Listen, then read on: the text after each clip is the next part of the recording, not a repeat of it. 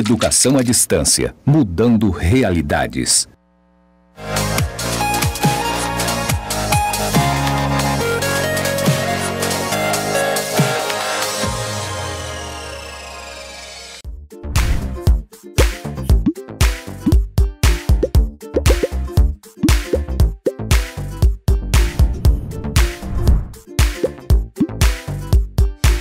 Olá, alunos, tudo bem? Como vocês estão? Espero que todos estejam bem. Tenham estudado na semana passada, tenham concluído a atividade de percurso 1. Espero que todos estejam se esforçando e se empenhando para a construção do Código de Ética, que é a atividade de percurso 2. Não esqueçam, vocês ainda terão uma semana para a conclusão do Código de Ética de uma cooperativa.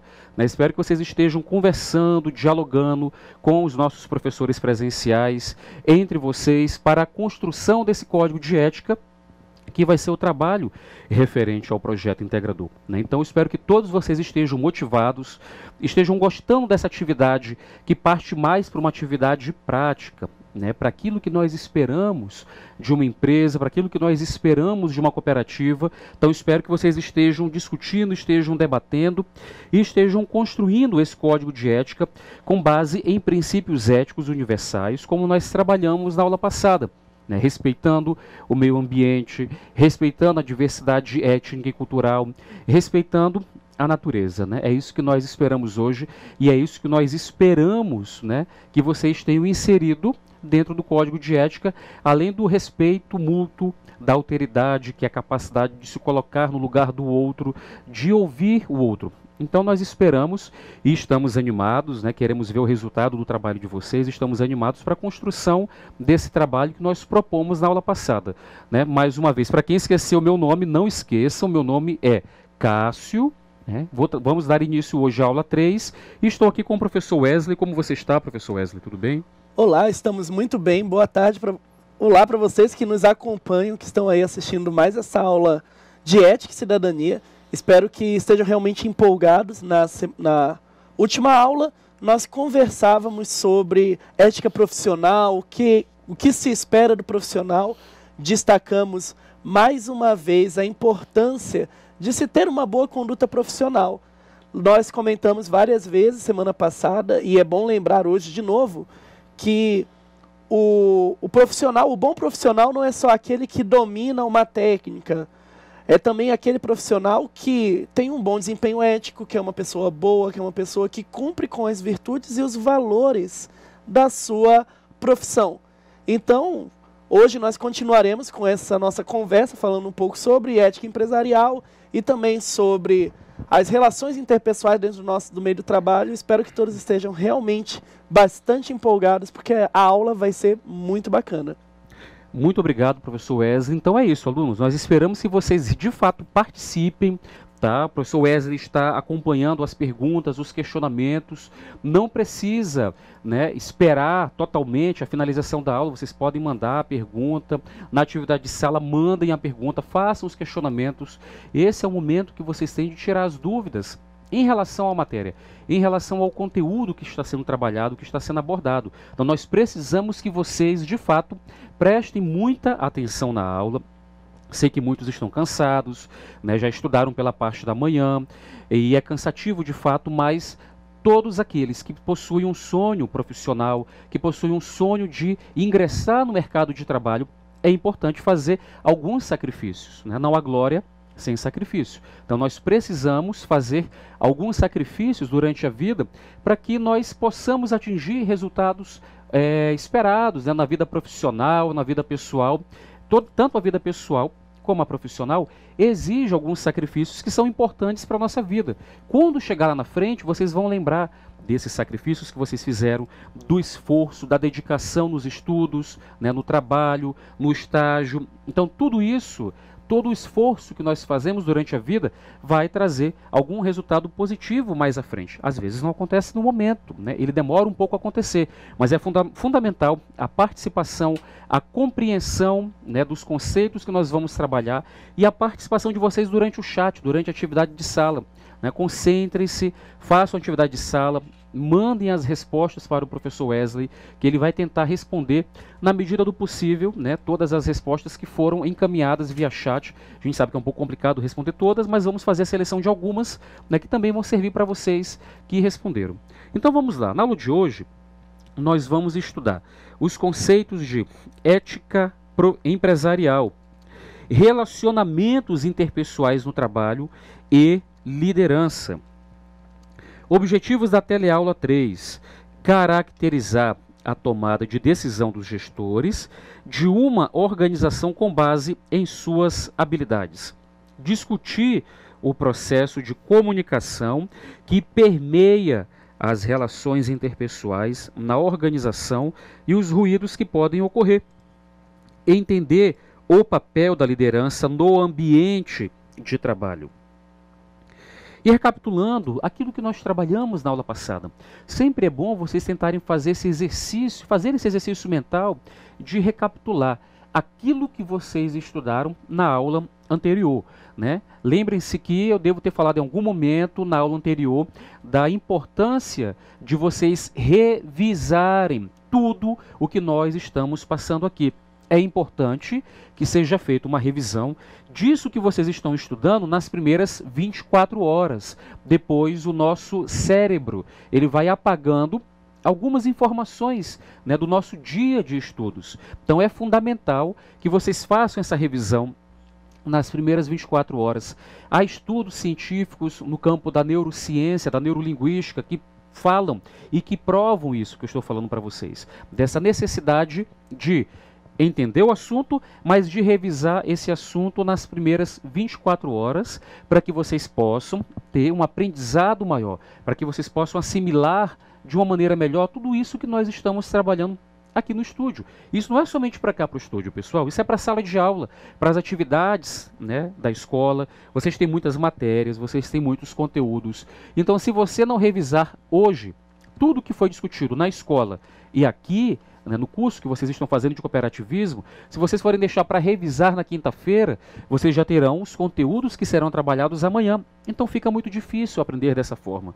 O mais importante é que vocês sempre façam uma revisão de tudo que vocês estudam nas primeiras 24 horas. Vou dar uma dica para vocês, conforme um estudo na área da neurolinguística do professor Alberto Del Sola. Para cada hora de estudo, façam uma revisão de 10 minutos nas primeiras 24 horas. Para cada hora de estudo, façam uma revisão de 10 minutos nas primeiras 24 horas. É claro que é impossível nós, seres humanos, assimilarmos tudo aquilo que nós estudamos, mas o que nós buscamos é aproveitar da melhor maneira possível, ter um aproveitamento satisfatório daquilo que nós estudamos, né? Estudar não é apenas ler, estudar é anotar, é ouvir, é conversar com o colega, debater e ensinar. Isso é estudar, esse é o ciclo do estudo, não é apenas a leitura. Leitura é a primeira etapa do processo de estudo. Então façam a leitura do material que nós disponibilizamos para vocês, discutam entre vocês e busquem ensinar alguém, a irmã, o pai, a mãe, sobre tudo isso que nós estamos trabalhando dentro da sala de aula, porque o que nós queremos aqui, como professores, nós aqui, professores do estúdio, os professores presenciais, que vocês aprendam, que vocês tenham uma boa assimilação, uma boa compreensão, né, e adquiram de fato informações e conhecimentos que serão importantes e pertinentes para a atuação profissional de vocês. Mas isso depende de vocês também, tá, pessoal? Nós vamos fazer tudo o que for possível para que vocês tenham, né, um amadurecimento, para que vocês tenham um grau de compreensão sobre tudo que nós estamos trabalhando aqui, mas nós precisamos do esforço, da dedicação e da concentração de vocês durante a aula e do empenho e dedicação após a aula, estudando e revisando tudo isso que nós estamos trabalhando aqui. Então vamos recapitular. Semana passada estudamos os códigos de ética, né?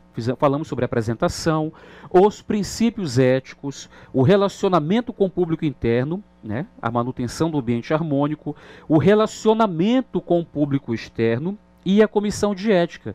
Esses 5 pontos são os 5 pontos que serão primordiais para a construção do código de ética da cooperativa que vocês vão fazer. Não esqueçam, falta uma semana.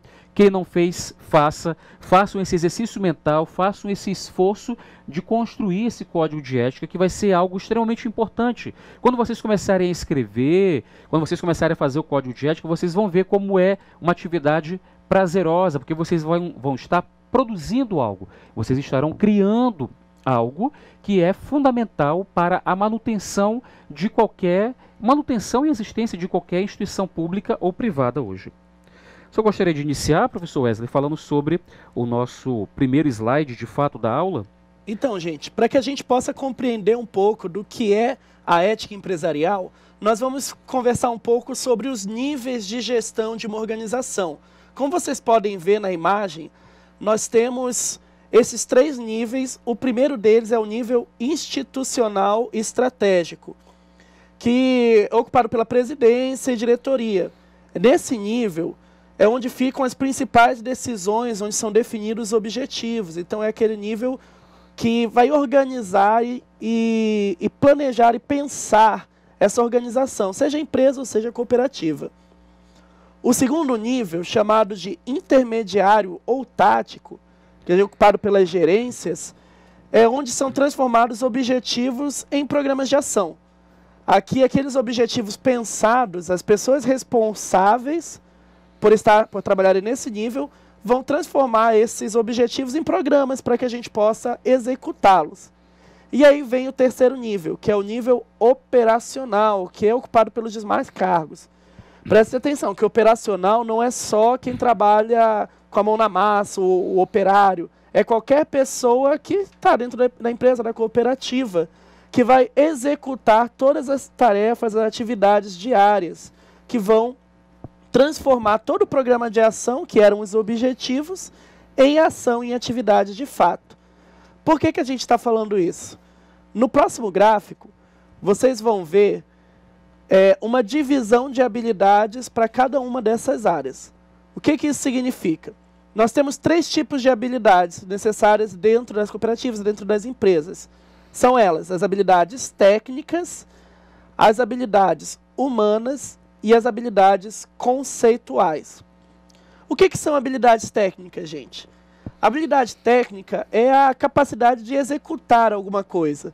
Vamos imaginar aí que existe um carpinteiro, um homem que fabrica móveis. Ele tem habilidade técnica para poder executar isso. Habilidades conceituais estão ligadas a ideias de planejamento, de gestão. E enquanto as habilidades humanas são aquelas ligadas ao relacionamento entre pessoas. São aquelas habilidades que nos são exigidas para nos relacionar bem. Por exemplo, ser uma pessoa gentil, ter a capacidade de diálogo, a capacidade de trabalhar em equipe, transformar um ambiente harmônico. E agora, se vocês prestarem atenção no quadro, vão ver que ali do lado estão os níveis, né, institucional, intermediário e o operacional. E do lado no gráfico, a gente consegue ver qual dessas habilidades é exigida em todos os níveis. A gente vê que todos eles exigem alguma dessas habilidades em maior grau. Por exemplo, no nível operacional você percebe que exige mais a habilidade técnica que a conceitual, embora ainda tenha essa necessidade. Agora prestem bastante atenção no meio do gráfico.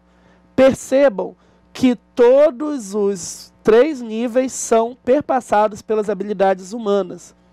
O que quer dizer que, independente de eu estar na gerência, na diretoria, ou estar executando as atividades, independente do nível, eu preciso ter uma boa relação humana.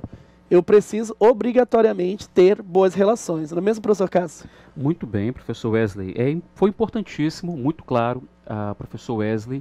E é fundamental isso que o professor Wesley falou, porque nós estamos num processo de discussões no Brasil sobre, de fato, qual seria a importância das ciências humanas, das disciplinas de ciências humanas no contexto escolar, no contexto acadêmico. Não sei se vocês sabem, mas há propostas a nível nacional, há pessoas, parlamentares, que querem retirar as ciências humanas do ensino presencial nas universidades. Por quê? Consideram que as ciências humanas não trazem um resultado imediato para o Estado, para o governo, para a sociedade. Que essas ciências humanas só fazem com que o governo gaste, né, e não traga um resultado satisfatório, imediato, por exemplo, como traz os cursos na área de ciências exatas, na área de ciências da natureza. Mas todas as disciplinas dos cursos de graduação das universidades possuem sociologia, possuem filosofia, né, nas suas emendas, justamente porque elas trabalham com esse aspecto humano, né? Às vezes a pessoa pode não gostar de uma disciplina da área de ciências humanas, mas o mais importante é que a gente perceba a importância das ciências humanas, sejam elas críticas ou as ciências humanas e sociais aplicadas. Essas ciências, elas são extremamente importantes para que nós possamos, alunos, compreender o mundo social que nós vivemos. Para que uma empresa possa construir o seu código de ética, ela precisa compreender o mundo social, ela precisa compreender a realidade social, econômica, política, cultural que ela está inserida. Por exemplo, uma empresa que trabalha na área ambiental, ela precisa, dentro do seu código de ética, respeitar todos os documentos e os tratados internacionais. Em 2012, por exemplo, lá no Rio de Janeiro, evento esse que eu tive a oportunidade de participar, Cúpula dos Povos, Rio+20, talvez vocês tenham alguma lembrança desse evento pelos jornais, foi construído um documento chamado O Futuro que Queremos, onde praticamente todos os países do mundo contribuíram para a construção desse documento, onde o principal objetivo desse documento é erradicar a pobreza no mundo e diminuir os danos e os impactos provocados no meio ambiente pelas indústrias. Então nós temos documentos, nós temos tratados internacionais e esses tratados internacionais, eles precisam ser respeitados. Então, toda empresa que atua, né, seja ela na área ambiental, na área social, ela precisa conhecer esses documentos para que ela possa se respaldar, né, na construção do seu código de ética. A empresa, ela precisa respeitar a Declaração Universal dos Direitos Humanos, ela não pode explorar, né, a força de trabalho do seu funcionário. Ela não pode permitir que o funcionário, por exemplo, trabalhe 14 horas, 15 horas, porque se essa empresa fizer isso, ela vai estar violando os tratados internacionais. O documento Futuro que Queremos, a Declaração Universal de Direitos Humanos, né, e todos os documentos que o Brasil é signatário, ou seja, que o Brasil assinou. O Brasil está dentro de todos os documentos, de todos os tratados internacionais. Então as empresas, sejam elas brasileiras, sejam elas do exterior, mas que abram filiais no Brasil, né, como vocês sabem, muitas empresas no mundo, elas descentralizam o seu processo produtivo. A Boeing, por exemplo, empresa que produz e que fabrica aviões norte-americanos, ela tem o seu sistema de produção, né, em vários países do mundo. Então um país constrói uma peça, o outro país constrói outra peça, e a Boeing fez isso para reduzir os custos da produção, para que a empresa possa aumentar a sua margem de lucro. Mas independente de onde a Boeing vai atuar, seja na Índia, seja na China, ou seja no Brasil, dentro do código de ética da empresa Boeing, ela precisa respeitar os direitos humanos, ela precisa respeitar o meio ambiente, os tratados internacionais. Isso faz com que a empresa ela ganhe força, ela ganhe prestígio e ela passe a ser uma empresa respeitada no próprio mercado.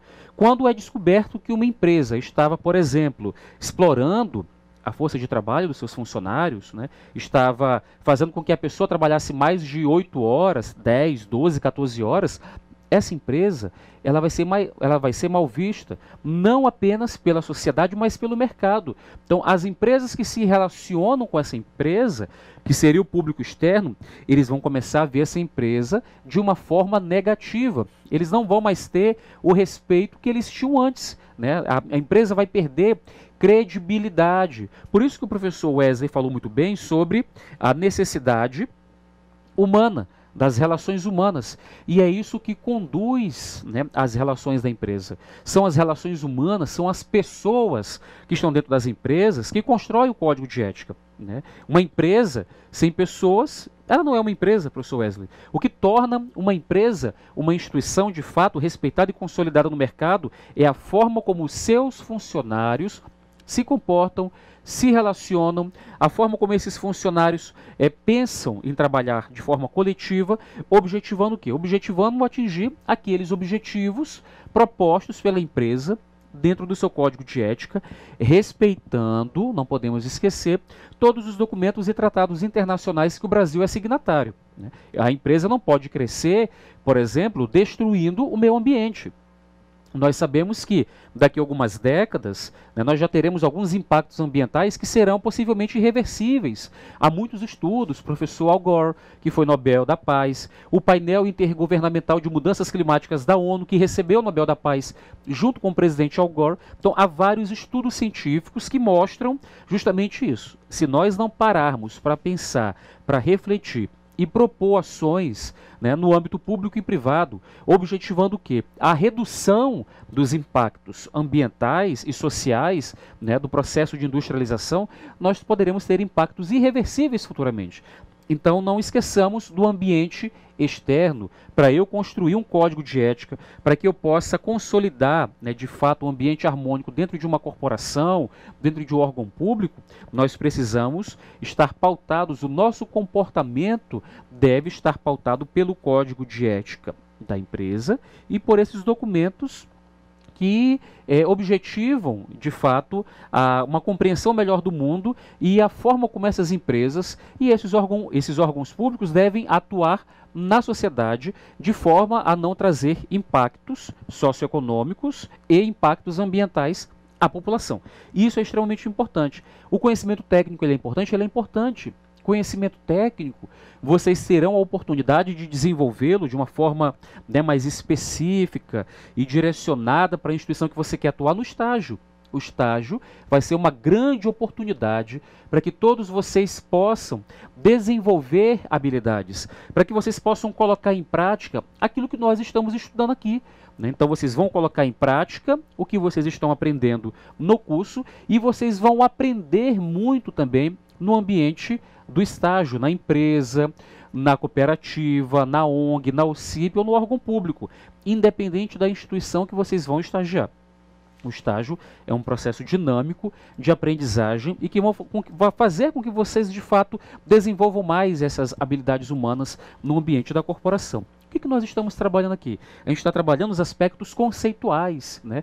Esses aspectos conceituais vão levar vocês às questões técnicas, ao conhecimento técnico que as empresas tanto pedem, né, tanto exigem. É importante que eu tenha o conhecimento conceitual, que eu tenha o conhecimento técnico e que eu tenha também a habilidade humana. Eu só transformo algo em conhecimento quando eu internalizo aquilo que eu faço. Eu posso ler um livro hoje. Eu vou lembrar de tudo que eu li desse livro amanhã? Não, né? Mas se eu atuo numa determinada área, por exemplo, depois de um ano, eu transformei aquele conhecimento conceitual que eu tinha em um conhecimento técnico, né? Ou seja, aquela informação que eu adquiri dos manuais, dos livros didáticos, eu transformo em conhecimento a partir do momento que eu internalizo, a partir do momento que eu não esqueço mais. O grande professor e filósofo Mário Sérgio Cortella diz que o conhecimento é o saber inesquecível.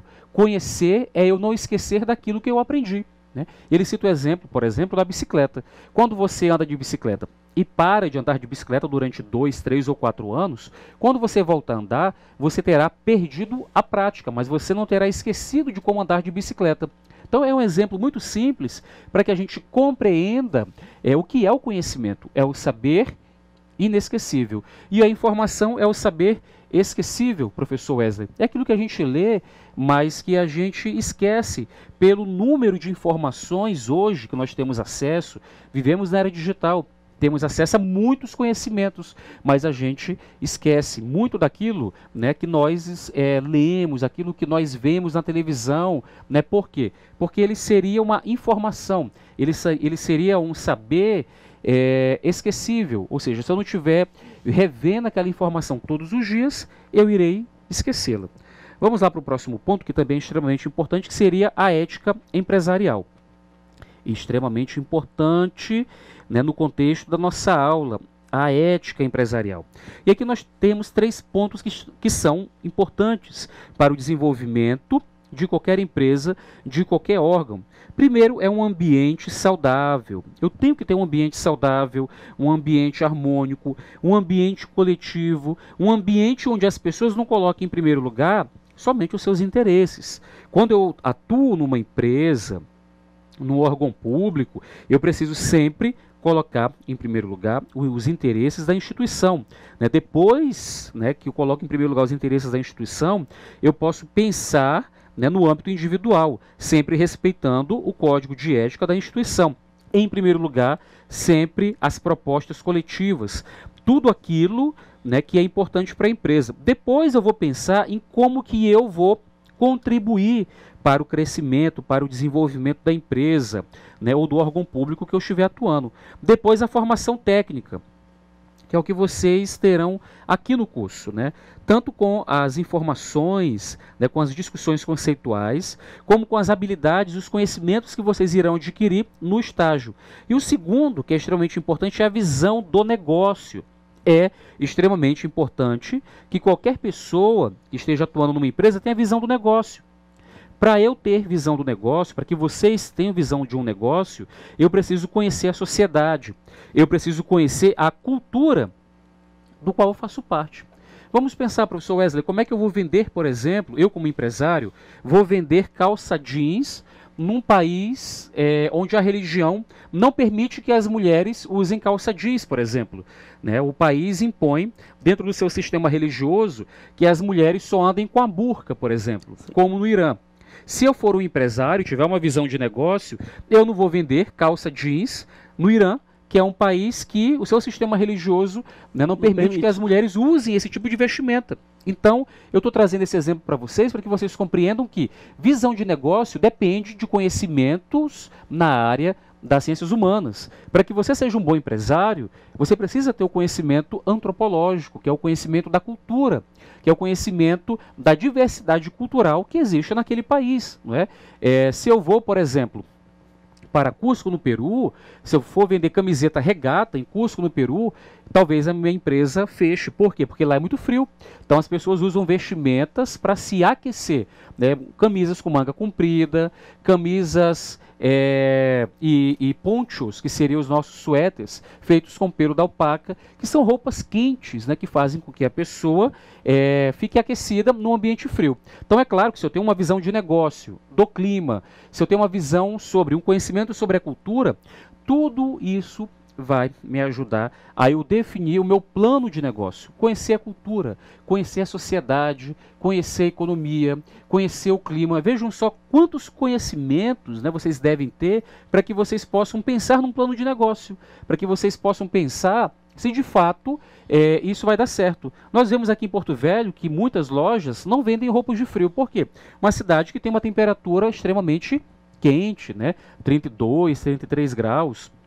Às vezes chegamos a 39, 40 graus. Então, evidentemente que um empresário que coloque uma loja aqui para vender somente roupas de frio, pode ser que o negócio dele não seja tão bem sucedido assim, se ele não variar o vestuário, as roupas que ele está comercializando, e pensar em algo mais propício e característico da nossa região.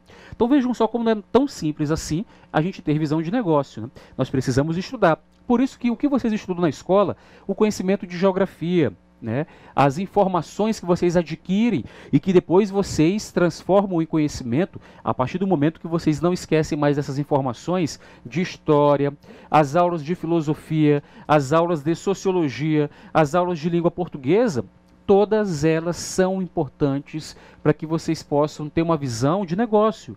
Vocês que pensam em abrir um negócio futuramente, pensam em ser empreendedores, precisam estudar todas as matérias da escola. Precisam adquirir conhecimento sobre essas matérias e habilidades, porque isso vai ajudar vocês na empresa. Isso vai ajudar vocês numa reunião, por exemplo, de uma empresa para definir se vai manter ou não aquele produto, aquela mercadoria. Esses conhecimentos que vocês adquirem em sala de aula, eles serão fundamentais para que traga para vocês esse conhecimento, essa formação científica, que as ciências nos trazem para os negócios que vocês vão ou estar à frente, caso vocês sejam empreendedores, ou dentro de uma empresa que vocês estejam atuando, não é isso? Vamos lá, ética empresarial. Professor Wesley, Bom, é com você. Destacando de novo que em todos os níveis evidencia-se que as habilidades humanas são necessárias. Lembrando que, como a gente viu, a visão do negócio, a formação técnica são importantíssimas, não estamos dizendo que não são. Mas se você não consegue ter um ambiente saudável, um ambiente onde todos os funcionários, onde todas as pessoas que fazem parte daquele grupo, daquela empresa, se você não consegue ter um ambiente saudável, provavelmente a sua formação técnica e a visão vai por água abaixo. Porque você não vai ter funcionários, não vai ter pessoas que realmente queiram trabalhar e que se sintam bem naquilo. É por isso que é extremamente importante pensar nas relações interpessoais dentro de uma organização, dentro de uma empresa, dentro de uma cooperativa. Porque você pode ter os melhores funcionários do ponto de vista técnico, mas se você não consegue, de uma maneira ética, proporcionar uma boa relação interpessoal, essa capacidade técnica ela vai executar, mas vai chegar um momento em que vai ser de mau gosto. Ou você já não ouviu falar em alguma situação, pessoas que são excelentes profissionais, mas porque estão num ambiente em que elas não se sentem bem ou trabalhando com pessoas que não colaboram, não acaba se tornando um profissional não muito qualificado, não muito bom. Do ponto de vista técnico, ele está bem formado, mas do ponto de vista humano, a convivência é difícil e isso prejudica toda a organização, prejudica toda a empresa. Muito bem, professor Wesley. Fundamental. Gente, isso é fundamental. É claro que num ambiente onde há muitas pessoas, de repente uma pessoa pode ter um comportamento que não te agrade, de repente você pode não gostar da forma como aquela pessoa se expressa, ou das opiniões políticas que essa pessoa possui. É evidente, somos diferentes. Nós vivemos em uma sociedade extremamente heterogênea, que é a sociedade brasileira. Então nós vivemos em uma sociedade heterogênea e é evidente que as empresas também serão heterogêneas. Vocês terão que conviver com pessoas com diferentes personalidades. Então, de repente, o temperamento de uma pessoa pode ser que ele não te agrade, mas é importante que você respeite o comportamento, que você respeite o temperamento da pessoa, porque nós precisamos aprender a conviver em sociedade. Não é fácil conviver em sociedade, né? Eu posso ter o conhecimento ou a inteligência intrapessoal, né, que é aquela capacidade de eu refletir, de eu fazer uma introspecção, ou seja, é aquele momento que eu reflito sobre a minha própria vida, se o que eu estou fazendo é certo, se é errado. Esse conhecimento, ele é fundamental para vocês, para o trabalho de vocês. Mas o interpessoal, que seria também chamado pelo psicólogo americano Howard Gardner de inteligência social, ele é fundamental. Aprender a conviver com as pessoas com base nas suas diferenças, né? Nós convivemos com pessoas diferentes todos os dias. Eu não posso exigir que o professor Wesley seja igual a mim, mas eu preciso respeitar o professor Wesley, eu preciso respeitar a religião e a religiosidade do professor Wesley, eu preciso respeitar os posicionamentos políticos dele, por mesmo que eu não concorde. Eu posso discordar? Posso, mas eu preciso respeitar para que nós possamos crescer profissionalmente, para que nós possamos atingir resultados positivos, né, na nossa vida profissional. Precisamos desenvolver essa habilidade e essa inteligência chamada de inteligência interpessoal. Como eu falei, inteligência interpessoal é uma inteligência diagnosticada pelo professor Howard Gardner como uma inteligência fundamental para o mundo contemporâneo, para as pessoas que querem de fato sobreviver no mercado de trabalho, para as pessoas que querem de fato crescer, progredir dentro da empresa que estão. Então, quem não tem, precisa desenvolver, né? É necessário que se desenvolva essa habilidade, que vocês desenvolvam a habilidade da inteligência interpessoal para que vocês possam, de fato, progredir dentro de uma empresa. E essa inteligência interpessoal começa onde? Começa aí na sala de aula, respeitando o seu professor, respeitando o seu colega, porque a sala de aula ela é muito parecida com um ambiente de trabalho, né? Vocês podem ver que a sala de aula, e há muitos especialistas que falam sobre isso, até hoje, ela reproduz ainda um sistema industrial do século XVIII. Né? Os horários bem definidos, vocês têm o horário do intervalo. Então a sala de aula na escola, ela vai ajudar vocês a como se comportar num ambiente empresarial. Vocês podem achar que não, mas ela é fundamental. A partir do momento que você respeita o professor, você está demonstrando que você tem respeito pela hierarquia, pelo poder que o professor exerce na sala de aula. Então, a partir do momento que vocês respeitarem o professor e os colegas na sala de aula, isso significa que vocês já estarão mais maduros e estarão mais preparados para conviver, né, em equipe, conviver em sociedade, conviver dentro do âmbito empresarial. Relacionamentos interpessoais no trabalho. Inúmeras ações promovem um ambiente de trabalho saudável em que as pessoas se relacionam preservando o respeito ao próximo. Vejam só, respeito ao próximo. Isso aqui é fundamental, pessoal. Respeitar o próximo, compreendê-lo, respeitar as diferenças para que todos atinjam os principais objetivos da empresa, né, da OCIP, da ONG, do órgão público ou da cooperativa que vocês vão atuar. Processo de comunicação, gostaria de comentar, Exatamente, professor. Se nós destacamos que o respeito ao próximo é um elemento chave para um ambiente harmônico no trabalho, um outro elemento chave, até para que o respeito possa acontecer, é uma boa comunicação. E o que é a comunicação? Comunicação é simplesmente isso, uma mensagem enviada por meio de um canal, por um emissor para um receptor. Esse receptor vai dar um retorno, feedback sobre o que ele entendeu. O problema de tudo isso está nos ruídos de comunicação. Como assim? Vou tentar explicar de uma maneira mais fácil. Imaginem que tem uma mensagem para ser passada. Eu quero dizer algo para você que está nos ouvindo. O meu entendimento do que eu quero passar é a minha mensagem. Eu quero dizer, o sol está brilhando, o céu está lindo hoje. O céu está lindo hoje. E aí eu vou mandar essa mensagem para vocês, que vão receber pela minha voz e pelo vídeo que está chegando aí na escola onde vocês se encontram. A mensagem é, o sol está lindo. O canal de comunicação é esse vídeo que vocês estão assistindo e também a minha voz. Vocês são os receptores, vocês que vão receber. Só que vocês vão entender isso que eu falei de alguma forma. Pode ser que vocês entendam, o sol está lindo. Mas vai que por algum motivo vocês têm... Aí aconteceu alguma coisa, vocês ouviram eu dizer, o sol está rindo. Nossa, como assim? O professor disse que o sol está rindo? Mas o que será que ele quis dizer? Para vocês entenderem, a comunicação é isso. Uma pessoa, o emissor que vai emitir a mensagem e o receptor, que através de um canal vai recebê-la e vai fazer a sua própria interpretação. Na próxima imagem que vocês vão ver agora, a gente tem um esqueminha de como isso acontece.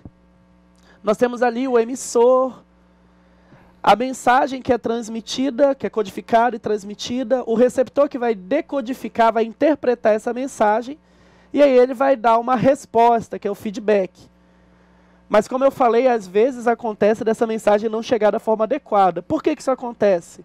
Existe uma coisinha chamada ruídos. O que são ruídos? São esses elementos que atrapalham a comunicação e que podem prejudicar.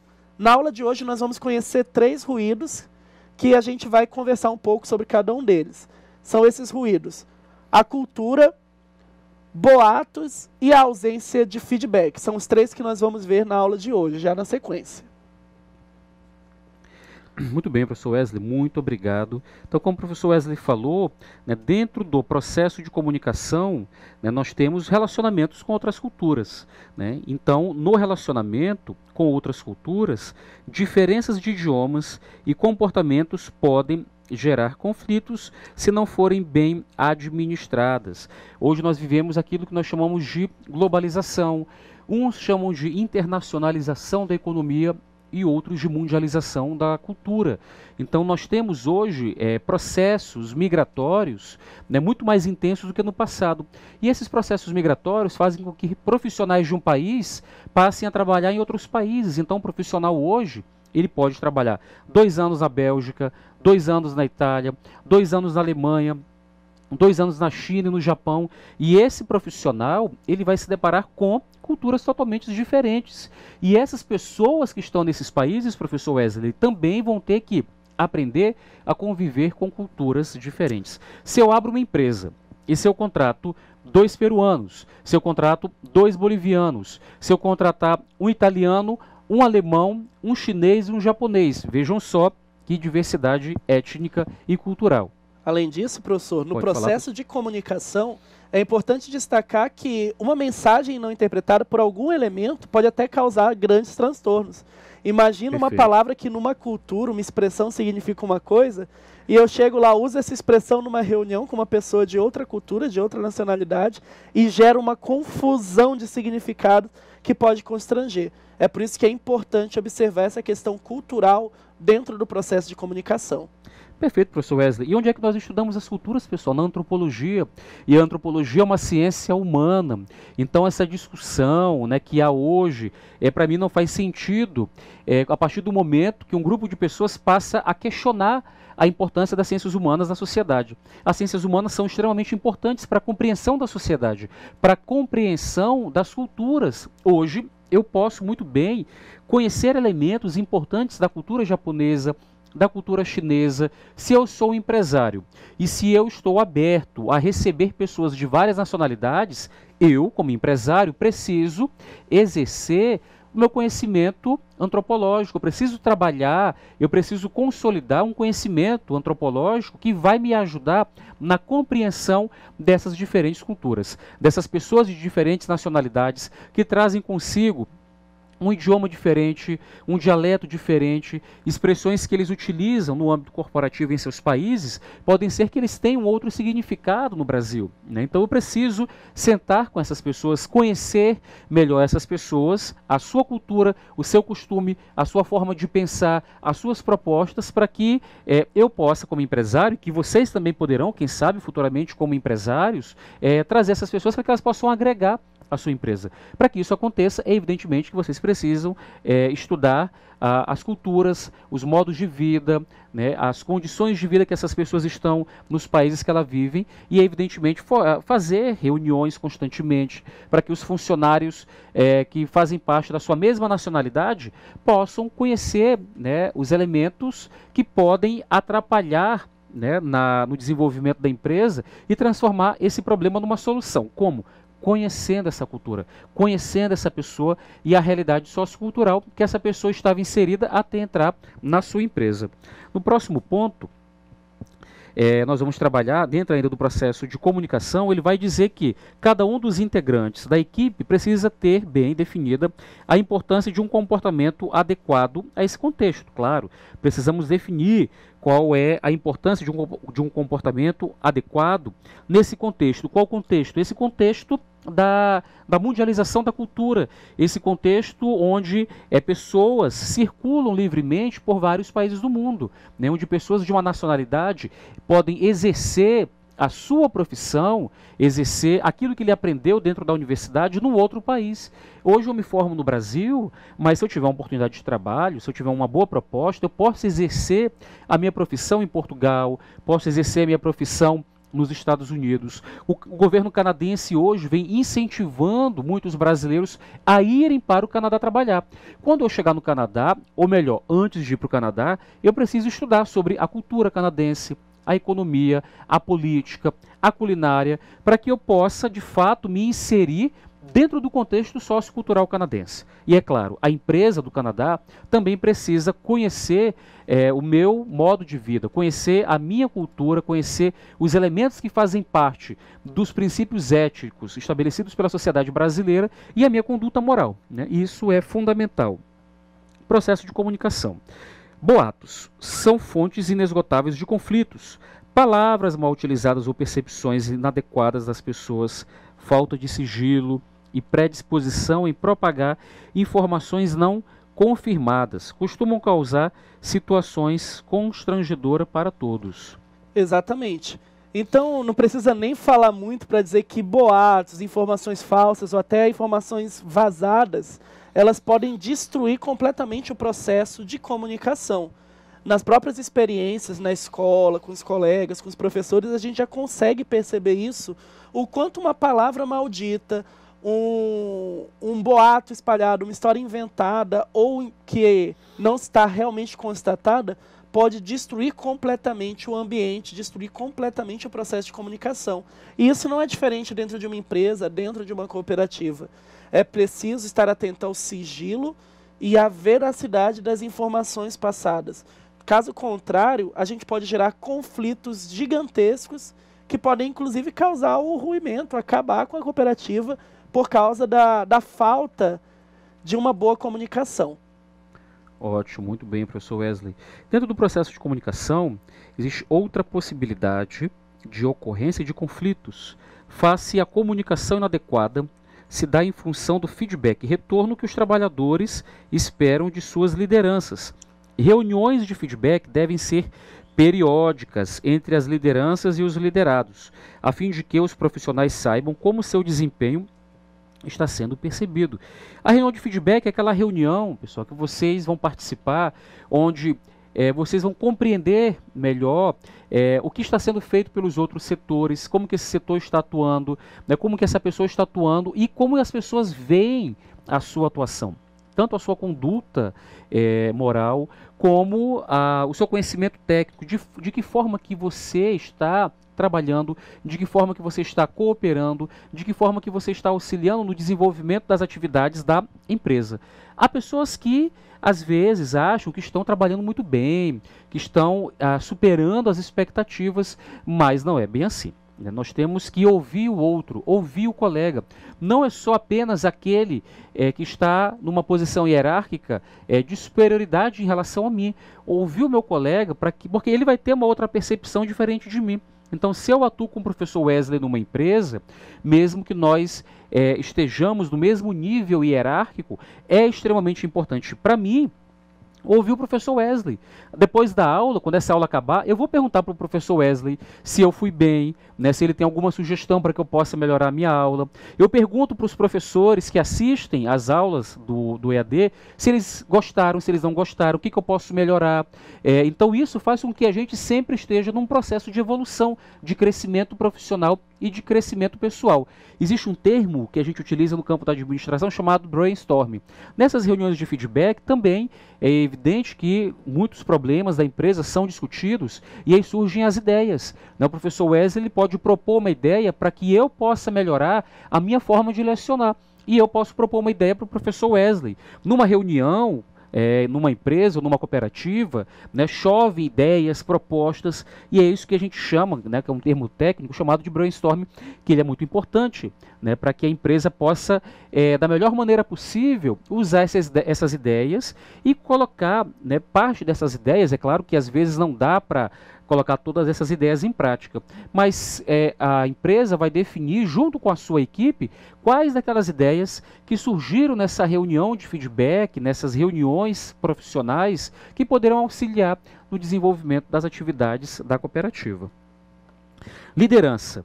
Você pode já ter presenciado uma situação na qual o estresse tomou conta de um líder, que se viu pressionado a alcançar resultados. A superação dessas situações faz parte do papel da liderança, assim como a capacidade de resistência às pressões deve ser atributo de um líder. Ser líder não é apenas atuar dentro de um contexto favorável. As empresas, elas precisam, evidentemente, conquistar clientes. E é claro que você, quando estiver num papel, quando estiver exercendo o seu papel de líder, quando você estiver num cargo hierárquico superior aos demais, você vai precisar conviver com as pressões que existem, tanto externamente como internamente. De repente, o seu chefe peça para que você faça um número de atividades que naquele primeiro momento você pode achar que você não vai ser capaz de fazer. Se você colocar isso como um obstáculo intransponível, algo que você jamais vai conseguir, você já está se bloqueando mentalmente. Então eu preciso me organizar, me planejar, para que eu possa, até o final da semana, por exemplo, estabelecer um conjunto de metas que foram estabelecidas pela empresa. E é claro que nem todas as pessoas estão preparadas para a pressão. Lembram do que eu falei? A pessoa pode ter o conhecimento técnico, mas se ela não estiver preparada para essa pressão que vai ser exercida sobre ela, claro, se você é contratado por uma empresa, essa empresa espera o quê? Que você produza resultados para ela, que você faça com que ela cresça, com que ela se desenvolva. Você precisa ajudar a empresa a ser conhecida no mercado, né, dentro daquele setor econômico no qual ela está inserida. Sempre vai haver pressão. Quando vocês vão estudar para as provas bimestrais, vocês não ficam pressionados? Ficam ou não? Ficam. Eu já fui aluno e eu ficava pressionado, mas a gente não aprende a conviver com isso. Todo final do bimestre eu vou ter prova, eu vou ter que estudar. Os meus pais esperam que eu tire boas notas, o professor espera que eu tire uma boa nota. Isso é pressão. Então nós, seres humanos, quando vivemos em sociedade, principalmente numa empresa ou numa cooperativa, temos que aprender a conviver com essas pressões que só nos fazem amadurecer e nos desenvolver cada vez mais. Exatamente. Tem uma palavrinha na física que fala, que pode ser usada também aqui, que é resiliência, que é a capacidade que alguns materiais têm de resistir à pressão interna ou externa. Por exemplo, a madeira. Se você bate na madeira, ela não vai se entortar nem dobrar, porque ela tem uma alta resiliência. Agora, se você faz isso com uma folha de papel, que não tem tanta resiliência, a folha vai se dobrar todinha. É por isso que um bom líder tem essa capacidade de resistir ao estresse e à pressão. Muito bem, professor Wesley. Então, como a gente falou, o termo liderança foi incorporado pelas organizações para indicar um profissional que consegue suportar mais ou menos a pressão do cotidiano por resultados. Toda empresa, ela estabelece um conjunto de resultados, ou para aquele dia, ou para a semana, ou para o mês, ou para o ano. Então é importante que todos vocês atuem e compreendam que, independente de onde vocês forem trabalhar, sempre será exercida sobre vocês uma pressão da empresa, da cooperativa, do órgão público, mas vocês precisam entender isso e ver isso como um desafio. E um desafio que ele pode ser superado. E para que vocês possam vencer esse desafio, é evidentemente que vocês precisam aprender a conviver com essas cobranças. Então agora, pessoal, vocês irão fazer a atividade de sala. Terão 20 minutos para fazer atividade de sala. Façam, participem, mandem as perguntas para o professor Wesley, para que ele possa sanar algumas dúvidas que porventura poderão surgir. Então pedimos para que vocês se concentrem, formem grupos, façam as atividades de sala que nós propomos e logo, daqui 20 minutos, estaremos com vocês para fazer a correção das atividades.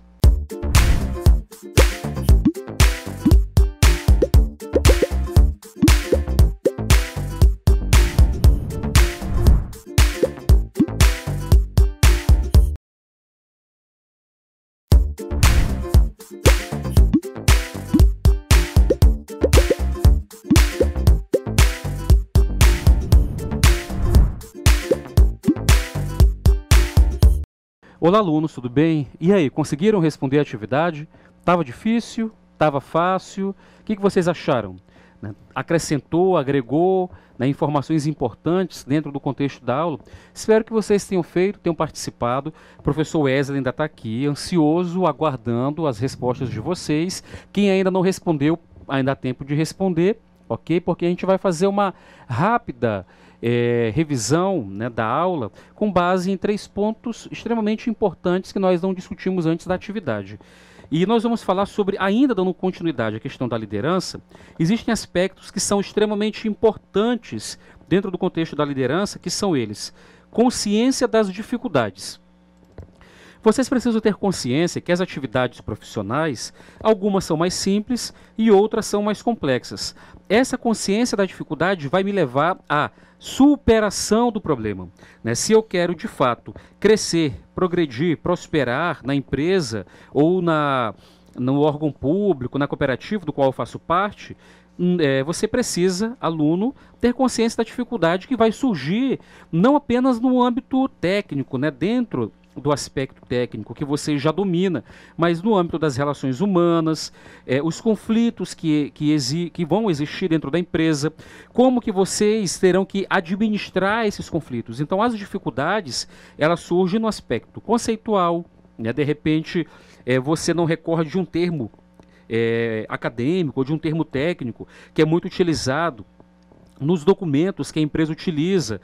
Pode surgir uma dificuldade no aspecto técnico, na execução de uma atividade, ou pode surgir uma dificuldade de relacionamento no âmbito da cooperativa, mas vocês terão que ter consciência dessa dificuldade, pensar, refletir sobre a sua conduta, sobre a sua ação, e realizar reflexão teórica sobre as condutas que vocês exercem no âmbito da empresa.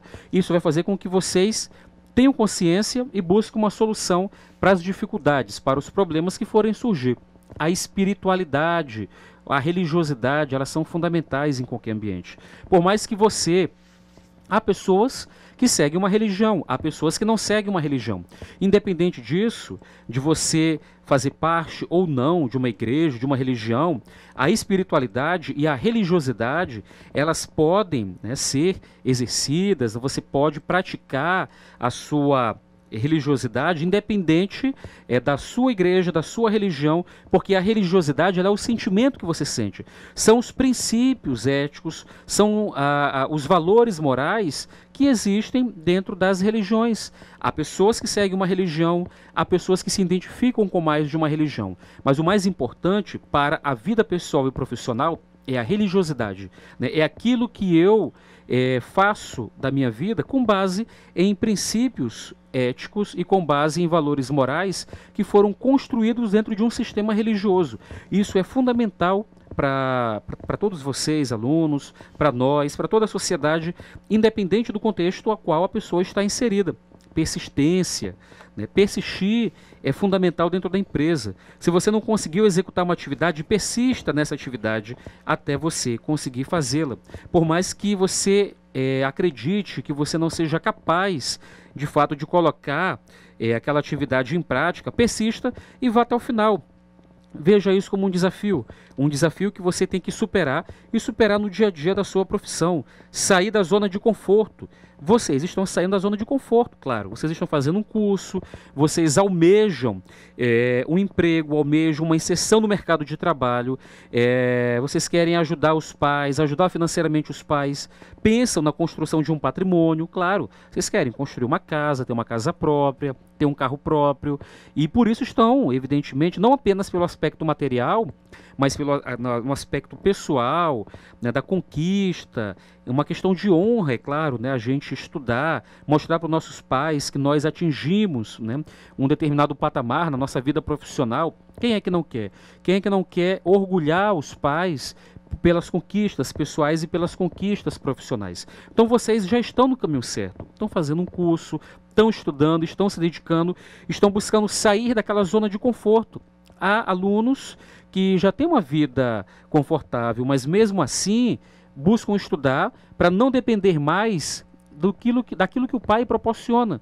Quando nós estudamos, nós esperamos sermos protagonistas das nossas próprias vidas, tomarmos as nossas próprias decisões. Então, para eu superar uma determinada situação ou uma zona de conforto, é evidentemente que eu preciso estudar, eu preciso me dedicar para eu sair daquela zona de conforto, para que eu possa atingir patamares maiores, para que eu possa atingir metas e objetivos na minha vida. E as decisões são necessárias.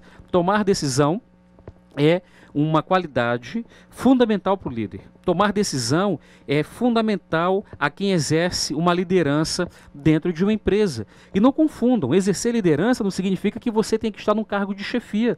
Você pode ter um perfil de liderança, você pode exercer uma liderança entre os pares, entre os iguais. Não significa que você tenha que ser o chefe imediato, que você precisa ser o patrão para que você possa exercer uma liderança. Há chefes e patrões que não exercem liderança.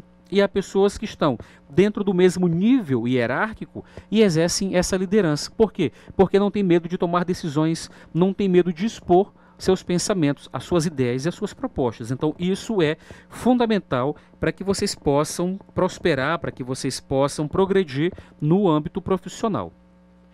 Liderança.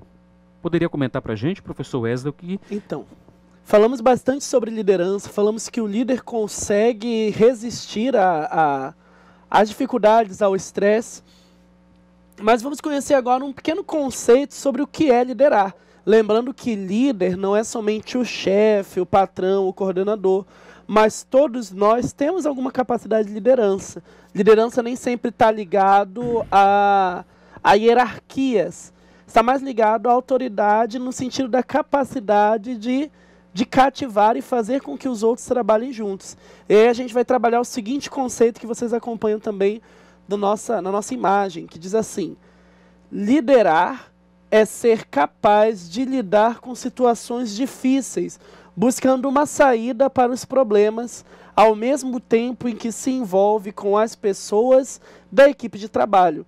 Ou seja, liderar é essa capacidade de lidar com a situação de pressão, com a situação de problema, e fazer envolver também as outras pessoas da sua equipe. O líder não é aquele que está por fora, olhando de longe a situação e falando para onde ir. É aquele que está junto, que caminha junto, que conhece as dificuldades e que faz com que todos aqueles que compõem aquela equipe possam trabalhar em conjunto. Por isso é importante a figura da liderança.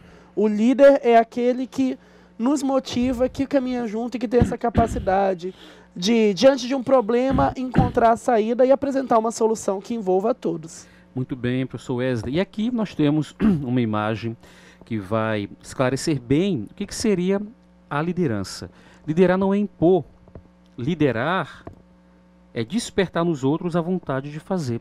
Liderar não é apenas mandar. Há pessoas que têm essa concepção equivocada de que liderar significa mandar, impor as suas próprias vontades ou centralizar decisões. Liderar, eu preciso aprender a descentralizar. Para que eu seja um líder, eu preciso confiar na equipe, né, que eu estou liderando, e eu preciso aprender a delegar responsabilidades a essa equipe. Eu não posso impor a minha vontade. Como a própria imagem diz, liberar é despertar nos outros a vontade de fazer. É eu fazer com que as pessoas sintam vontade de fazer, que elas compreendam qual é a importância, qual é a necessidade, né, do ato de fazer no âmbito corporativo, no âmbito institucional, público institucional, no âmbito da cooperativa. Então, a liderança, ela não é uma imposição. A liderança é o despertar nos outros a vontade de fazer. Mas para que essa pessoa faça, né, algo que o líder propôs, claro, uma proposta essa construída coletivamente, o líder precisa fazer com que a pessoa compreenda, entenda aquilo que ela vai fazer, o ato do fazer, a consequência da ação e a importância daquela ação para que a cooperativa, para que a empresa possa atingir as metas e os objetivos, né, que foram propostos dentro do Código de Ética. E agora vamos responder as atividades, né, ainda estamos aguardando, né, as respostas e espero que vocês tenham compreendido, tenham respondido. Quem ainda não respondeu, ainda há tempo, podem mandar para o professor Wesley. O professor Wesley está esperando, né, que vocês mandem as respostas e vamos fazer a correção delas agora. Professor Wesley, por favor. Muito bem, então todos vocês receberam aí 5 palavrinhas para que a gente pudesse conversar. Foram termos, conceitos que a gente trabalhou na aula de hoje e cada um deveria colocar o significado. As palavras eram habilidades humanas, ruídos de comunicação, resiliência, feedback e boatos. Nós recebemos algumas respostas, muito bacana. A aluna Adevânia, sobre habilidades humanas, disse o seguinte: são habilidades necessárias para a gente ter boas relações pessoais. Então, segundo ela, as habilidades humanas são aquelas habilidades que nos ajudam a ter boas relações pessoais. E a resposta para esse conceito é habilidades necessárias para ter boas relações pessoais, que envolvem também a boa comunicação. Então, quando a gente fala de habilidades humanas, nós estamos falando de todas aquelas habilidades que nos favorecem no relacionamento entre outras pessoas. Como, por exemplo, a capacidade de diálogo, a capacidade de trabalhar em equipe, a própria liderança, a habilidade de liderar.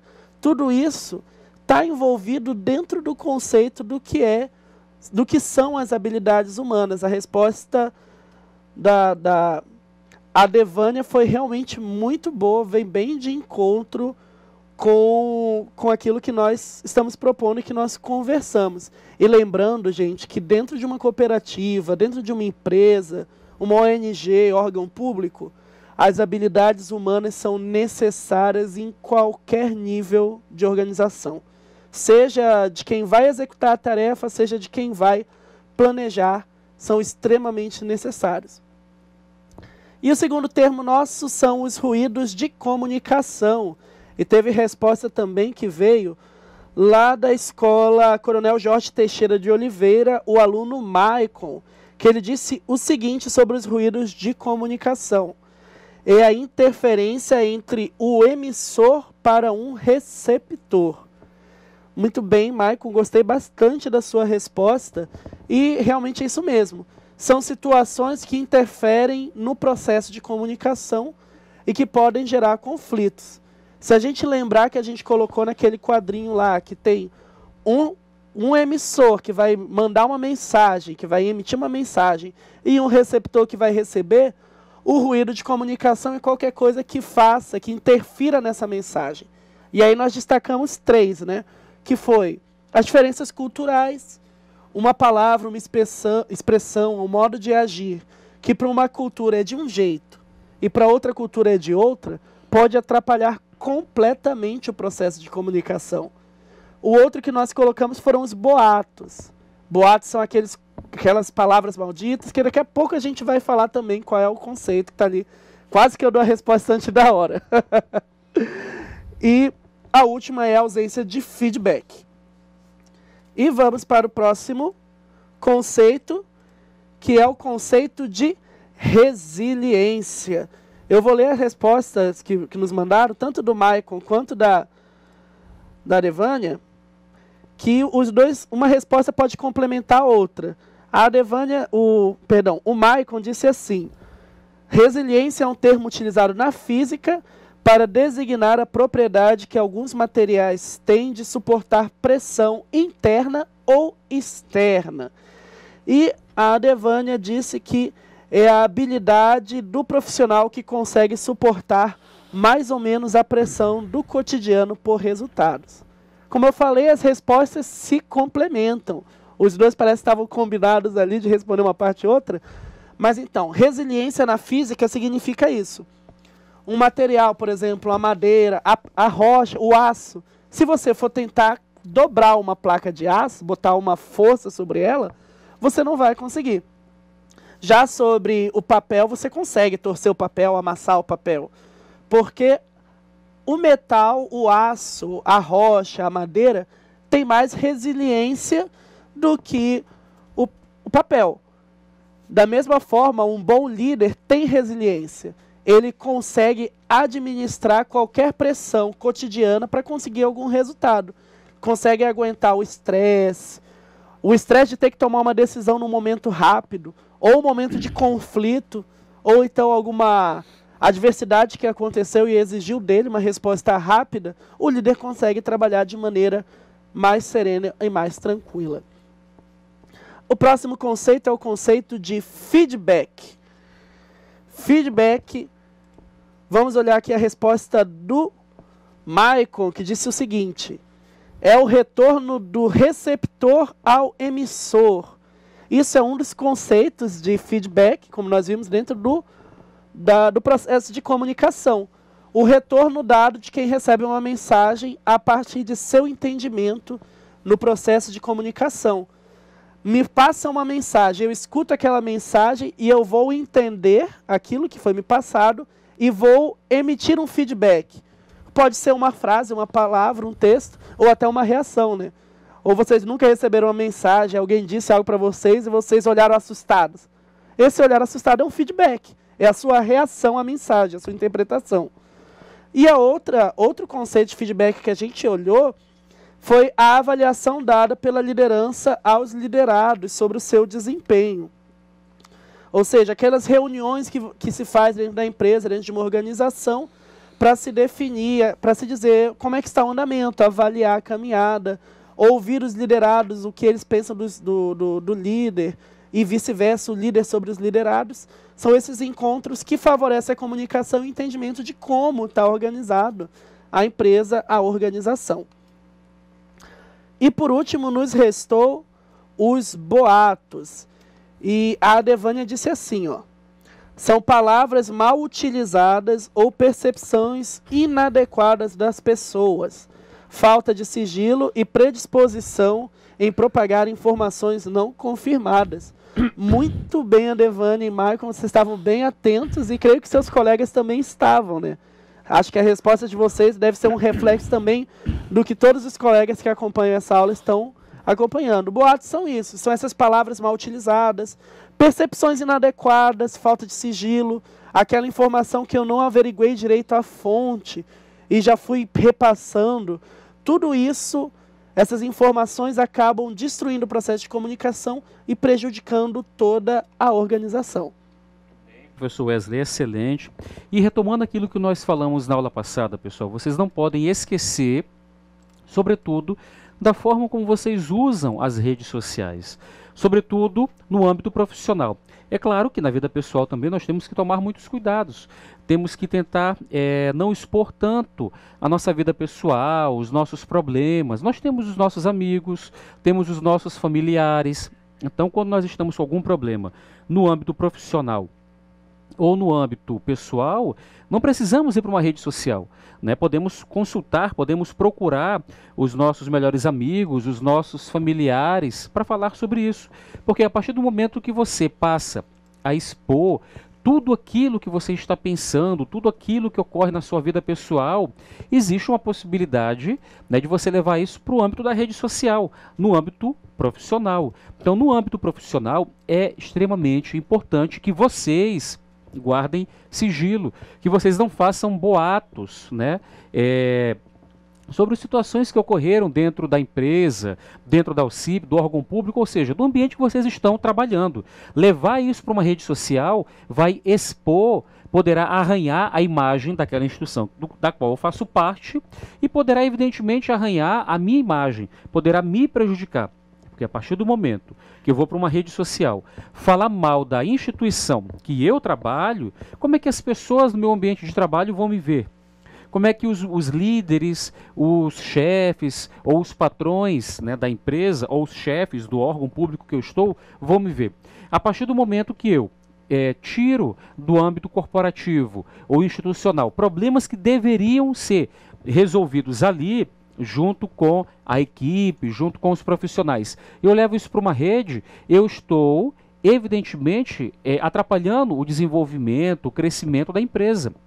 Eu posso estar levando as pessoas hoje, né, nós vemos com muita frequência, às vezes a pessoa transformando a verdade, o boato numa verdade. E aí quando a pessoa transforma o boato numa verdade absoluta, leva isso para uma rede social, a rede ela tem o poder de disseminar informação muito rapidamente. Né? Como é que as outras empresas, por exemplo, as empresas que fornecem produtos, né, para essa outra empresa, se de repente você conhecer alguém que atua nessa empresa fornecedora e você joga uma informação, né, equivocada ou distorcida sobre aquilo que foi dito, pensem sobre isso, de que forma que isso pode atingir a imagem da empresa e de que forma que isso poderá atingir a sua imagem dentro da empresa, de que forma que isso vai te atrapalhar. Então, essas questões, problemas da empresa, resolvem-se dentro da empresa. Por isso que existem as reuniões de feedback, por isso que existem as reuniões para que se possa pensar, né, em metas, em objetivos. Por quê? Porque é nesse espaço, no espaço da empresa, no espaço da cooperativa ou do órgão público, que deve ser discutido as propostas e os problemas que estão acontecendo no âmbito da empresa. Se o funcionário está com um problema com outro funcionário, isso deve ser discutido no âmbito da empresa. Né? Levar isso para uma rede social e disseminar um problema interno pode, evidentemente, acarretar alguns problemas para você e até mesmo para a empresa também, professor. Além disso, professor, é importante destacar, quando nós falamos desse processo de ética e de comunicação, que é sempre importante frisar que é necessário entender todo o conjunto. Nós destacamos na nossa aula de hoje como os ruídos de comunicação podem atrapalhar completamente a compreensão da mensagem que está sendo passada. E ruídos de comunicação são inúmeros. Por isso é importante tentar entender todo o contexto no qual aquela mensagem me é passada, principalmente dentro de uma organização, dentro do trabalho, dentro de uma empresa ou de um órgão público. Porque se eu não sou capaz de compreender todo o conjunto da informação, corro muito risco de interpretar aquela mensagem de maneira equivocada e acabar até transmitindo a mensagem de maneira errada. Eu lembro quando era criança, professor Cássio, nós brincávamos daquele jogo do telefone sem fio, não sei se o senhor já brincou, que a brincadeira consistia em a gente passava uma mensagem para uma pessoa na fila e aí ia passando no ouvido do outro até chegar na última. Quando chegava na última, muitas vezes, essa mensagem estava completamente embaralhada. E isso muitas vezes acontece quando o processo de comunicação não é levado a sério. Quando você recebe uma informação, Até onde você vai? Gente, as redes sociais hoje estão cheias disso que chamam de fake news, de notícia falsa. Até onde a gente vai para compreender se a informação que a gente recebe é verdadeira ou não? Ou mais, até onde a gente vai para perceber se a gente realmente conseguiu entender aquela mensagem que nos foi passada? Que às vezes aquilo que a pessoa me transmitiu não é exatamente o que eu entendi. Por isso é importante esse processo de feedback, esse processo de dialogar, de perguntar da pessoa, de compreender, entendeu? Entendi, não, tive uma dificuldade. Quando vocês estão com alguma dificuldade no conteúdo com os professores, vocês perguntam para eles, vocês tentam esclarecer a dúvida para tentar entender. O processo de comunicação é essencial para uma boa relação humana. Não dá para a gente ter uma boa relação se a nossa comunicação está falhada. E quando a gente pensa numa cooperativa, imagina como é que se daria certo uma cooperativa com problemas de comunicação entre os cooperados, entre as pessoas que a compõem. Ia ser um bicho de 7 cabeças, ninguém ia conseguir resolver nada. É por isso que a gente está batendo nessa tecla na aula de hoje. Um bom desempenho ético, um bom desempenho da ética profissional também passa por uma boa comunicação. Professor Muito bem, professor Wesley. Então, alunos, mais uma vez, não esqueçam da importância das atividades de percurso, das atividades de sala. Mais uma vez, a atividade de percurso, o projeto integrador, né, que é a construção, elaboração do Código de Ética da Cooperativa. Vocês ainda terão uma semana para concluir essa atividade. Não deixem de fazer, é fundamental que vocês façam essa atividade. É uma forma de vocês estarem colocando em prática tudo isso que a gente está discutindo aqui. Algumas coisas que a gente fala, que a gente discute, parecem ser muito conceituais, né, que a gente estava vendo até no quadro da aula, mas quando você for trabalhar, produzir, elaborar o código de ética, vão vir algumas informações, lembranças da aula, né, aquilo que ficou marcado na mente de vocês. O nosso cérebro, ele apaga algumas coisas que podem ser irrelevantes, né, ou não, e muitas informações ficam. Então, algumas coisas são deletadas, outras ficam. Tudo que ficou das aulas, das leituras que vocês fizeram, das discussões em sala de aula, utilizem isso para a elaboração do Código de Ética da Cooperativa. Né? Essa atividade é uma atividade fundamental, é o exercício prático de tudo aquilo que nós estamos propondo, de tudo aquilo que nós estamos discutindo. Então, o fazer a atividade de fazer, né, de propor, de pensar, de sugerir um código de ética, ele vai ser fundamental para que essa disciplina realmente possa atingir o seu resultado. Para que nós possamos atingir o nosso resultado, precisamos que vocês façam essa atividade, que vocês se reúnam, que vocês debatam, que vocês tragam todos esses conceitos que nós estamos trabalhando. Claro, alguns conceitos vocês irão esquecer, outros vocês irão lembrar.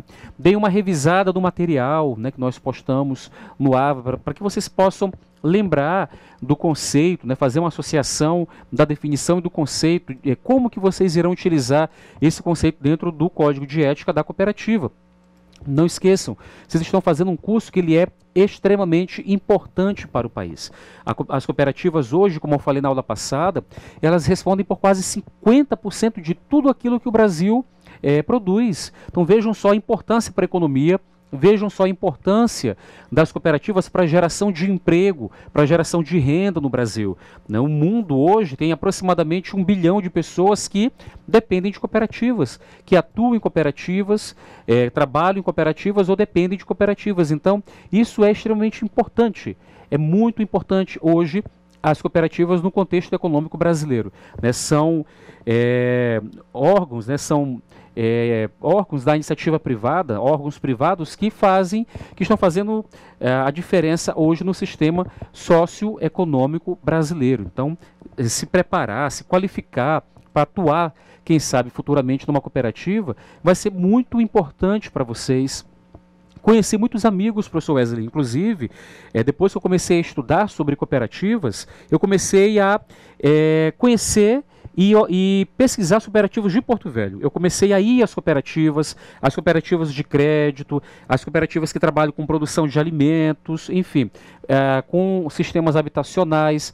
Procurei conhecer, porque claro, eu estou trabalhando com a disciplina junto com o professor Wesley, mas é importante você ir à cooperativa, você conhecer uma cooperativa, como é que funciona, por exemplo, a questão da operação logística, os funcionários, o que cada um faz, qual a importância dessa cooperativa no contexto local no qual vocês, alunos, estão inseridos. Então, buscar sair desse âmbito, né, das discussões conceituais e para a prática, procurar conhecer uma cooperativa, de que forma que essa cooperativa está atuando na cidade que você mora. Isso é muito importante. É isso, de fato, que vai fazer com que se consolide tudo aquilo que nós estamos trabalhando com vocês. Eu já fiz isso, né? Até então, eu não conhecia as cooperativas de Porto Velho. E esse curso e essa disciplina despertou uma vontade em mim de conhecer o funcionamento de algumas cooperativas em Porto Velho. Fui a 3 cooperativas, já visitei,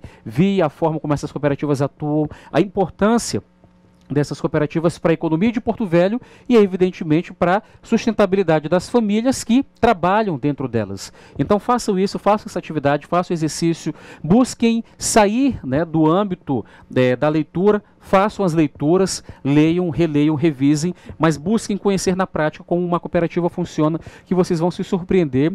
E talvez a partir desse momento, para aqueles que ainda não compreenderam, né, a importância de uma cooperativa na prática, vocês vão ter a oportunidade de conhecer e de saber como essa cooperativa de fato funciona. Eu quero agradecer mais uma vez a participação de todos vocês, dos alunos, de todos os alunos que se concentraram, que participaram da aula, que mandaram as respostas. Vocês estão de parabéns. É fundamental que vocês participem, perguntem, questionem, que vocês fiquem atentos a tudo que nós estamos falando, porque o nosso objetivo de fato, eu e o professor Wesley, é ajudá-los, é poder acrescentar algo à formação profissional de vocês. Professor Wesley, o senhor gostaria de fazer as suas considerações finais? Então, gente, muito obrigado pela participação e atenção. Foi muito bacana ver as respostas de vocês, a interação. Espero que na próxima aula estejamos também bem antenados, participando juntos. E fica aí a mensagem, a comunicação, a liderança como elementos para que a gente possa realmente ter uma boa ética, uma boa comunicação dentro da cooperativa. E muito obrigado pela participação, pela aula de hoje. Já estou ansioso pela aula da semana que vem. Estejam atentos nas atividades de percurso e até a próxima.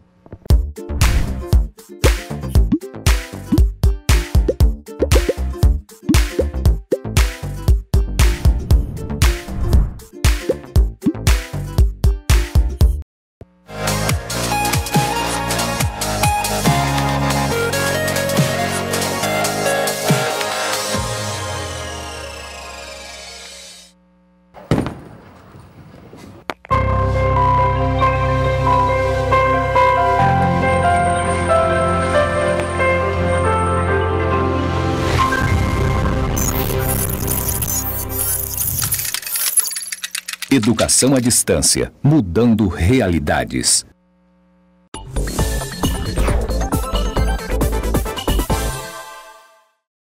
Você sabe o que é niilismo? O conceito de niilismo surge da palavra latim nihil, que significa nada. O niilismo é uma doutrina filosófica onde predomina um ponto de vista cético e pessimista diante de qualquer situação real, abrangendo desde princípios religiosos até os sociopolíticos. É uma corrente filosófica que crê no vazio, ou seja, no nada. Deste modo, não existem verdades absolutas no niilismo. Tudo é questionado, provocado e negado ao mesmo tempo. Além disso, não acredita em valores que não se confirmam na realidade e estabelece o viver, o agora, em favor de uma suposta vida futura, num paraíso cristão ou numa sociedade ideal anarquista. Entre a personalidade adeptas ao niilismo está Nietzsche. Para o filósofo alemão, o conceito seria descrito como a falta de convicção humana após a descrença perante em qualquer situação. A visão pessimista acabaria por culminar no que ele chamou de consciência do absurdo ou do nada. Entre as principais características percebidas na corrente niilista, podem ser citadas o Estado, a religião, e a família não são responsáveis pela felicidade do homem. Não existe significância, razão ou sentido na existência humana. Não existem verdades absolutas que expliquem a origem ou existência do homem. É uma corrente pessimista e cética. O homem só apresenta capacidade de felicidade e de assumir responsabilidades pessoais se não estiver sendo regido pelo Estado ou religião. Entre as vertentes do niilismo, podemos destacar moral, ponto de vista que considera nenhuma ação como imoral ou ainda moral; existencial, existência humana não tem sentido ou qualquer propósito divino; político, destruição das forças religiosas, políticas e sociais são fundamentais para que o futuro humano seja o melhor; negativo, negação de tudo o que é controlador nas esferas político-sociais e religiosas, buscando sem eles uma maneira de alcançar o paraíso. E aí, conseguimos entender melhor essa vertente filosófica? Até o próximo vídeo!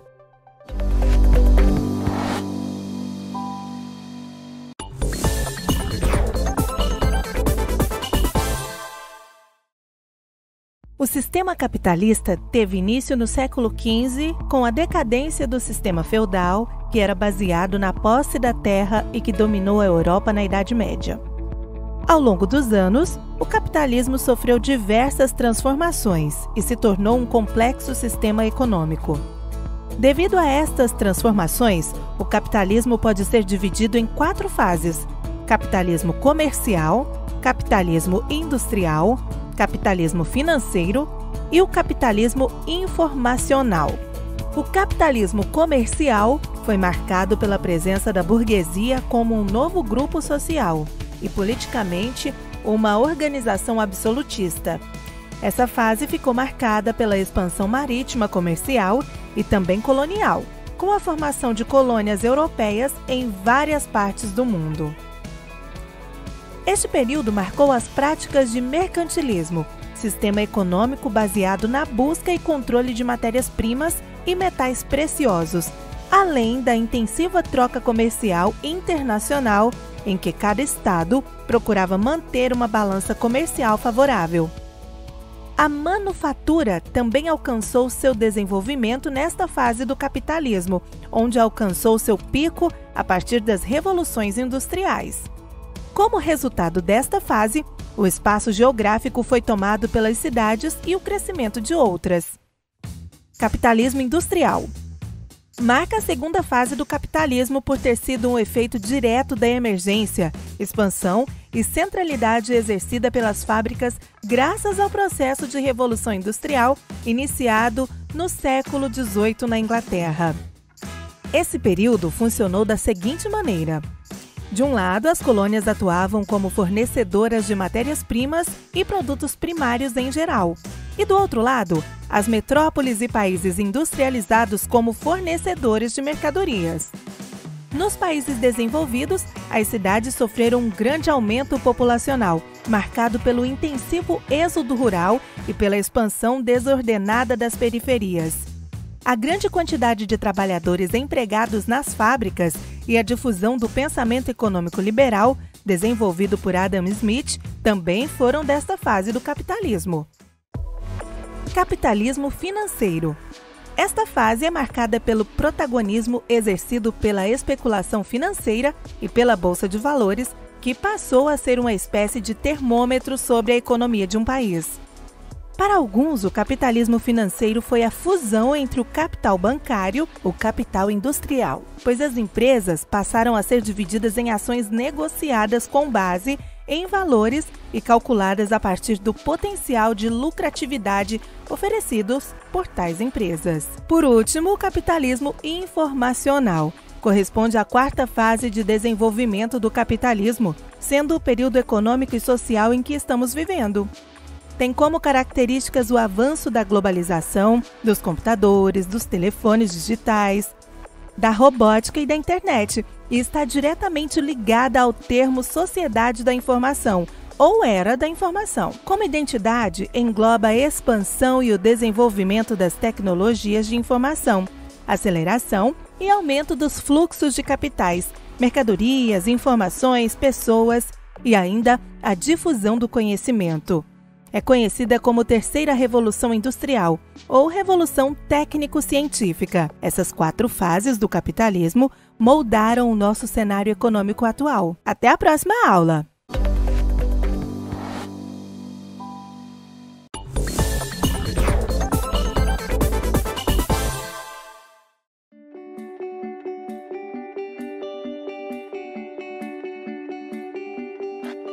Olá, tudo bem? Hoje vamos entender a diferença entre os trabalhos cartesianos e holísticos. Parece complexo, mas vamos analisar por partes e vocês logo entenderão. Este item nós conhecemos bem. É uma máquina de lavar. Digamos que essa máquina pare de funcionar e que você queira entender um pouco de mecânica para saber exatamente qual o problema dela ou entender melhor como máquinas de lavar funcionam. É necessário abri-la e separá-la em partes, analisar o funcionamento de cada pedaço, descobrir o problema para consertá-lo e, em seguida, montá-la novamente. Este, podemos dizer que é um padrão cartesiano de trabalho, onde, para se conhecer o todo, é preciso fragmentá-lo em seus componentes e estudar cada um deles separadamente. O todo seria o resultado da união e entrelaçamento dessas partes menores. É dividir para conhecer. Se, por outro lado, fosse necessário entender o contexto que fez com que a máquina de lavar desse defeito, analisar o cenário, as influências externas como mau uso, uso inadequado de sabão em pó, por exemplo, estaríamos analisando o problema apresentado pela máquina de lavar pelo panorama do trabalho holístico. Pela holística, analisa-se o todo, que se possam tirar as conclusões e oferecer soluções adequadas. Em termos gerais, podemos dizer que enquanto o trabalho cartesiano analisa as partes para entender o todo, o trabalho holístico analisa o todo, bem como os fatores externos, para se chegar a conclusões.